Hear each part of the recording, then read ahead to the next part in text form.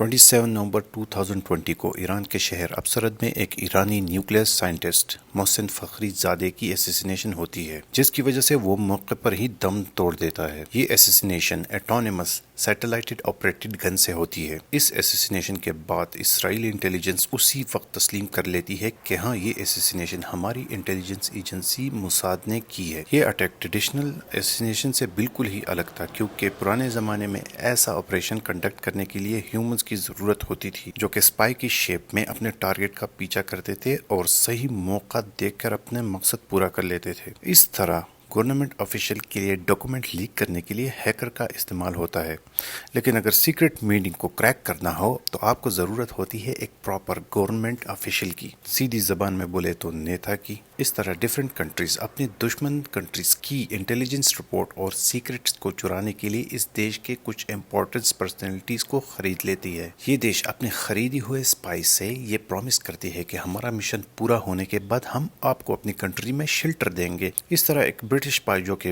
Iranian national था, इसने British intelligence agency के ये ऑफर एक्सेप्ट कर ली और बन गया एक ब्रिटिश स्पाई। इस स्पाई जासूस का नाम अली रेजा अकबरी था। And the most shocking news was he was the Deputy Defense Minister of Iran in 2001. इतना important person और वो भी ब्रिटिश जासूस। This is interesting. सुनने में ये भी आया है कि ईरानियन न्यूक्लियर साइंटिस्ट मोहसिन फ़खरीज़ादे के एसेसिनेशन में भी इस आदमी का बहुत बड़ा हाथ था। लेकिन वो कहावत तो आपने सुनी ही होगी कि बिल्ली की माँ कब तक खैर मनाएगी। आखिरकार इसको 2019 में अरेस्ट किया जाता है। ब्रिटिश गवर्नमेंट पुरानी ट्रेडिशन को फॉलो करते हुए इस बात से बिल्कुल डिनाइट करती है कि अली रजा अकबरी से हमारा कोई भी ताल्लुक नहीं है। We don't have any relationship with Ali Raza Akbari. इसी तरह ब्रिटिश गवर्नमेंट के जवाब में ईरानियन जुडिशरी ने यह क्लेम किया कि अली रजा अकबरी जो प्रेसिडेंट मोहम्मद अल खातिमी के दौर में डिप्टी डिफेंस मिनिस्टर के साथ साथ